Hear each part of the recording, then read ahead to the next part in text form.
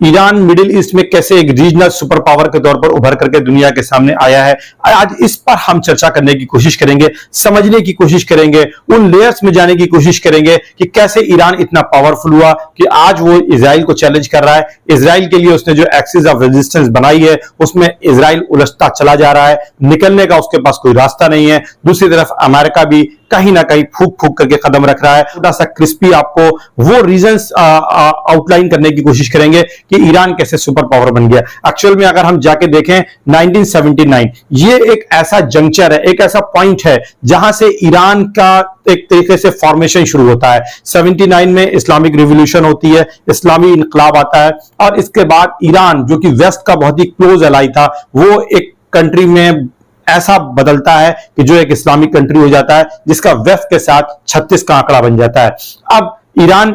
Waste के लिए आंखों की किरकिरी है क्योंकि अभी तक जो वहां के किंग थे रजा पहलवी वो अमेरिका के बहुत ही चहेते थे, अमेरिका उनको बहुत ज्यादा सपोर्ट करता था। लेकिन अब धीरे धीरे ईरान में इस्लामिकाइजेशन शुरू होता है, इस्लामीकरण शुरू होता है और ये सारा काम शुरू होता है अयातुल्लाह ख़ुमैनी साहब के सुपरविजन में। 79 की रेवोल्यूशन है, इसके ठीक बाद पूरे मिडिल ईस्ट में एक हलचल सी होती है। इराक में सद्दाम हुसैन प्रेसिडेंट हैं, बाथ पार्टी के लीडर हैं। जैसे ही ईरान में एक इस तरीके का इस्लामी इनकलाब आता है, ठीक उसके बाद इराक थोड़ा अलर्ट होता है क्योंकि इराक की 60% जो पॉपुलेशन है वो शिया पॉपुलेशन है और ईरान में इस्लामिक रिवॉल्यूशन के चलते इराक में एक फियर डेवलप होता है कि कहीं इसका इंपैक्ट, कहीं ये इस्लामिक रिवॉल्यूशन इराक में ना इंटर कर जाए। दूसरी तरफ इजराइल लगातार ये नजर रखे हुए है कि इराक का जो एटॉमिक कार्यक्रम है, जो एटॉमिक प्रोग्राम है वो तेजी से बढ़ रहा है। प्रेसिडेंट सद्दाम हुसैन है और वो इस तलाश में है कि कैसे इराक के एटॉमिक पावर सेंटर्स को डिस्ट्रॉय कर दिया जाए हमला करके। इसी वक्त इराक को भी ये महसूस होता है कि ईरान में स्टेबिलिटी जो है कम है क्योंकि रिवॉल्यूशन हुई है। वहां पर दो तरीके के लोग हैं जिनमें फ्रैक्शन हो रहा है वैचारिक आधार पर, आइडियोलॉजिकल बुनियाद पर। एक तरफ वो लोग हैं जो वेस्टर्न वैल्यूज से इंस्पायर्ड हैं, जो वेस्ट के साथ अपने को अलाइन पाते हैं। दूसरी तरफ एक बड़ी तादाद जिनका रिफॉर्म हो चुका है, जो ट्रांसफॉर्म कर चुके हैं अयातुल्लाह ख़ुमैनी साहब के लीडरशिप में और वो इस्लाम को प्रमोट करना चाहते हैं, इस्लामिक निजाम चाहते हैं। इससे पहले कि ईरान इनस्टेबिलिटी में जाता, ईरान को एक ऐसा काज मिलता है जिसके चलते ईरान यूनाइट हो जाता है और इतना यूनाइट हो जाता है कि ऐसा लगता है कि अब इस्लामिक जो रिवॉल्यूशन हुई है वो ईरान में अपनी जड़ें मजबूती के साथ जमा लेगी। क्यों? क्योंकि इराक की तरफ से अब सद्दाम हुसैन ईरान पर अटैक करने की कोशिश करते हैं और कुछ जियोग्राफिकल बाउंड्रीज डिस्प्यूट भी है, शतल अरब का एरिया भी है जिसको वो हासिल करना चाहते हैं कि इस समय ईरान इनस्टेबल है, वहां पर लगातार अंदर इंटरनल इनसिक्योरिटी है जिसके चलते वो अपने ऑब्जेक्टिव को हासिल कर सकते हैं। दूसरी तरफ जो शिया रिवॉल्यूशन हुई है, इस्लामिक रिवॉल्यूशन हुई है, वो दूसरी तरफ जो इस्लामिक रिवॉल्यूशन हुई है कहीं वो उस रिवॉल्यूशन का इंपैक्ट इराक के जो शिया मुस्लिम है उन पर ना आ जाए और इसलिए वो एक डिसीजन करते हैं कि हम ईरान पर हमला करने जा रहे हैं और वेस्ट उनके साथ खड़ा है, गल्फ कंट्रीज उनके साथ खड़ी हैं क्योंकि सभी के इंटरेस्ट कहीं ना कहीं उस इस्लामिक रिवॉल्यूशन से हैम्पर्ड हुए थे और उसके बाद 8 साल तक इराक और ईरान में जंग होती है। लेकिन 81 में इजराइल जो लगातार नजर रखे हुए था एटॉमिक पावर के बनने की दिशा में इराक के कार्यक्रम पर, उसने एक मौका पाया और इसी लड़ाई के दौरान वह इराक के एटॉमिक जो सेंटर्स हैं, जो उसके रिएक्टर्स हैं, उनको बम्बार्ड करके उड़ा देता है। हालांकि लड़ाई 8 साल तक चलती है, इस बीच में ईरान को काफी कुछ मिलिट्री इक्विपमेंट्स और हेल्प भी इजराइल से मिलता है, लेकिन इस बीच में यह लड़ाई बिना किसी नतीजे के 1988 में एंड अप हो जाती है। लेकिन इस लड़ाई के बाद इराक में एक बदलाव आता है कि इराक को हासिल क्या हुआ, इराक में एक चेंजेस आता है और इराक ये सोचता है कि किस तरीके से इस लड़ाई के हुए नुकसान को पूर्ति करने के लिए, उसको मैनेज करने के लिए वो कुवैत पर हमला करने की प्लानिंग करता है क्योंकि कुवैत बहुत ही कम रेट पर, मार्केट रेट से कम जाकर के पेट्रोल का दुनिया को बेच रहा था, क्रूड ऑयल को बेच रहा था और ज्यादा अपना जो क्वांटिटी था, जो उसका रेशियो था, उससे ज्यादा वो एक्सप्लोर भी कर रहा था, जिसको सद्दाम हुसैन ने मना किया। लेकिन कुवैत नहीं माना और अल्टीमेटली कुवैत पर एक अटैक होता है जिसके बाद कुवैत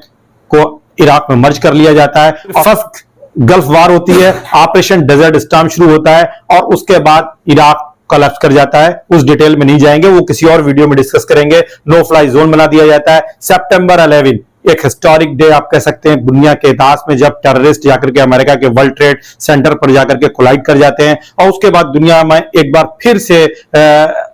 मिडिल ईस्ट का सिनारियो चेंज होता हुआ दिखाई पड़ता है, क्योंकि इराक में यह इल्जाम लगाया जाता है अमेरिकन और वेस्टर्न कंट्रीज की तरफ से कि वहां पर वेपन ऑफ मास डिस्ट्रक्शन है, जिसके चलते इराक पर दोबारा हमला होता है और फिर इराक पर अमेरिका का एक तरीके से कब्जा होता है, सद्दाम हुसैन को फांसी दी जाती है। ये वो सारे इवेंट है जो आपको मालूम है। और इसके बाद इराक में एक इलेक्शन होता है, वहां रेजिस्टेंस होता है। इलेक्शन के बाद वहां एक ऐसी गवर्नमेंट चुन करके आती है जो कि डेमोक्रेसी की बुनियाद पर होती है, जिसमें शिया डोमिनेंस होता है। ठीक इस शिया डोमिनेंस के चलते इराक के इन्फ्लुएंस को कम करने के लिए फिर सीरिया में 2011 में, इजिप्ट में 2011 में और बहरीन में एक अरब स्प्रिंग आती है, जहां पर रिवोल्ट होती है इन ट्रेडिशनल किंगशिप के खिलाफ, जिसका बहुत ही नेगेटिव इंपैक्ट पड़ता है। हालांकि इसको सप्रेस कर दिया जाता है, लेकिन इसके चलते एक पूरा सिनेरियो चेंज होता है सीरिया का, क्योंकि सीरिया में बशर अल असद हैं जो कि शिया कम्युनिटी से आते हैं और सीरिया की जो मेजॉरिटी कम्युनिटी है 95% वहां पर सुन्नी है और वहां पर आईएस का इन्फ्लुएंस काफी तेजी से बढ़ता है। आईएस एक लंबा संघर्ष सीरिया की गवर्नमेंट के साथ होता है और इस आईएस को काउंटर करने के लिए दुनिया भर के देश, उसमें अमेरिका भी शामिल है, रशिया भी शामिल है, इकट्ठा होते हैं आईएस के खतरे को खत्म करने के लिए। और इसी बीच ईरान एक अपना एक्सिस का एक एंगल क्रिएट कर लेता है कि जो इराक से सीरिया होते हुए जाता है और फिर लेबनान तक पहुंच जाता है और वहां पर धीरे धीरे आईएस का इंपैक्ट खत्म होता है और एक एक्सिस खड़ी हो जाती है, जिसमें ईरान का फ्रंट जो है, आप कह सकते हैं कि ईरान की जो फ्रंट पोस्ट है वो लेबनान तक एक्सेस हो जाती है, क्योंकि अब ईरान से निकल करके आप इराक के थ्रू होते हुए, सीरिया को थ्रू होते हुए हिजबुल्लाह तक डायरेक्ट कांटेक्ट कर सकते हैं, लेबनान तक आप पहुंच सकते हैं। फिर इसी बीच में हूतीज का मामला उभर करके आता है, यमन में रिवोल्ट होता है और वो सारे सिनेरियो किसी और वीडियो में डिस्कस करेंगे। और यहां पर भी ईरान का इन्फ्लुएंस आता है और ईरान यमन में भी अपनी प्रेजेंस को मजबूती के साथ खड़ा करता है। हूती रेबल्स भी शिया हैं और इस तरीके से एक एक्सिस क्रिएट हो जाती है। अब ये एक्सिस जब क्रिएट हो रही होती है, शेप ले रही होती है, तो 2015 में अली खुमैनी जो कि आयतुल्लाह हैं ईरान के, वो ये कहते हैं कि इजराइल का एग्जिस्टेंस अगले 25 सालों में दुनिया के मैप से मिट जाएगा। और ठीक उसके 8 साल बाद 23 अक्टूबर 2023 को मस्जिद अल अक्सा फ्लड ऑपरेशन लॉन्च किया जाता है हमास की तरफ से और 1 साल के पूरे जो घटनाक्रम है, इंसिडेंट से, वो आपके नॉलेज में है। अब ईरान कैसे ताकतवर हुआ, अब यहीं पे आप समझ सकते हैं कि इस बीच में जब इराक को कमजोर किया जा रहा था, जब कर्नल गद्दाफी को एलिमिनेट किया जा रहा था, ठीक उस वक्त ईरान इंडिजीनियस प्रोग्राम के जरिए से मिलिटरीली अपने को इंपावर कर रहा था। 79 की इस्लामिक रेवोल्यूशन के बाद ईरान ने इंडिजीनियस प्रोग्राम को आगे बढ़ाया, क्योंकि ईरान लगातार कड़े से कड़े सैंक्शंस का सामना कर रहा था और ईरान को मालूम था कि आने वाले टाइम में उसे वेस्ट का सामना करना है, उसे इजराइल के खतरे का सामना करना है। और इस बीच में जब वेस्ट इराक में उलझा हुआ था, जब वेस्ट अफगानिस्तान में उलझा हुआ था अमेरिकन लीडरशिप में, और जब वेस्ट लीबिया में कर्नल गद्दाफी को अपना खतरा मान करके उनको एलिमिनेट करने की कोशिश कर रहा था, उस दौरान ईरान ने अपने को यूटिलाइज किया, ईरान ने अपने को मिलिटरली एम्पावर किया और ड्रोन की दुनिया में एक बड़ी पावर बनकर के उभर करके आया। और यूक्रेन की वार को जिस तरीके से उसने शेप किया है, जिस तरीके से रशिया को उसने फिर से दोबारा लड़ाई में वापसी दिलाई उसके ड्रोन्स ने, वो ये बताता है कि ईरान का जो इंडिजीनियस मिलिट्री प्रोग्राम है, खास करके ड्रोन प्रोग्राम, वो कितना एडवांस है। और ये वो मिस्टेक्स थी वेस्ट की, और क्यों ना हो, क्योंकि एक होली कलाम पाक की एक वर्स है जिसका मीनिंग है वमकरू वमकर अल्लाह वल्लाहु खैरुल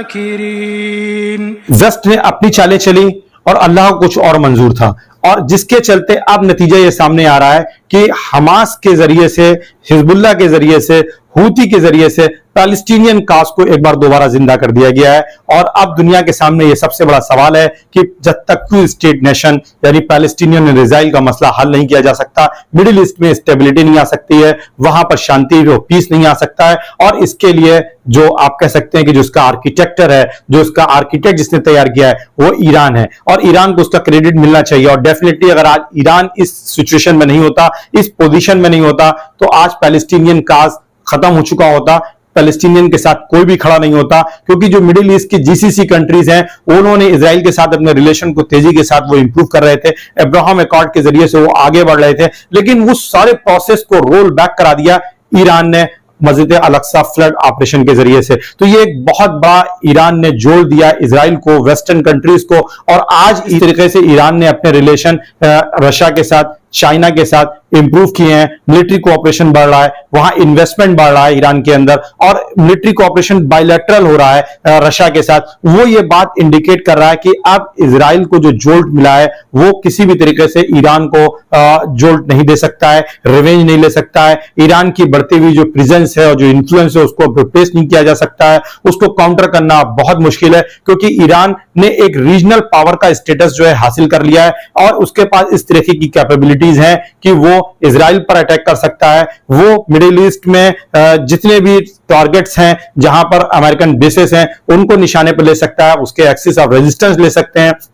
मेडिटेरियन सी में वो अटैक लॉन्च कर सकते हैं। रेड सी में उनकी प्रेजेंस है, हुती जिस तरीके से लगातार पूरे रेड सी को उन्होंने चोक कर रखा है। तो ये वो सिचुएशन है जो बता रहा है कि अब मिडिल ईस्ट या वेस्ट एशिया में कोई भी चीज ईरान की मर्जी के बिना इतनी आसानी से लागू नहीं की जा सकती है, इंप्लीमेंट नहीं की जा सकती है, और ईरान के बैक पर अब रशिया है। तो ये मोटे तौर पर समझने की जरूरत है कि जो इस्लामिक रेवोल्यूशन हुई थी उस रेवोल्यूशन ने वो रास्ता तय किया जिसमें एक तरफ सद्दाम हुसैन, कर्नल गद्दाफी, इन लोगों को अपनी जानें देनी पड़ी, जबकि इस बीच में जब 1988 में इराक की वार और ईरान की वार बंद हुई तो ईरान ने इस टाइम का इस्तेमाल जो किया वो इंडिजीनियस मिलिट्री प्रोग्राम को और इंडस्ट्रियल अपने इंफ्रास्ट्रक्चर को खड़ा करने के लिए किया। ईरान ने अपने को इंटरनली स्ट्रांग किया और जिसका बेनिफिट आज उसे मिलता हुआ दिखाई पड़ रहा है। सैंक्शंस के बावजूद वो एक बड़ी ताकत के रूप में उभरा है, लेकिन अगर हम गल्फ कंट्रीज की बात करें, जीसीसी की बात करें, तो वो अपने पेट्रो डॉलर को कैपिटलाइज नहीं कर पाए, वो कहीं ना कहीं चूक कर गए, और आज वो देख रहे हैं टर्की की तरफ, ईरान की तरफ, और ईरान की जो सिग्नलिंग है उसके अकॉर्डिंग वो अपनी पॉलिसीज को डिसाइड कर रहे हैं। वो खुल करके इजराइल के साथ भी नहीं जा रहे हैं, वो खुल करके ईरान के खिलाफ भी नहीं आ रहे हैं। बिल्कुल एक उनकी अजीबोगरीब सिचुएशन बन गई है, जबकि ईरान डिसाइसिव डिसीजन ले रहा है। कैसा लगा मेरा एनालिसिस? कमेंट जरूर करिएगा, शेयर जरूर करिएगा। Thank you so much.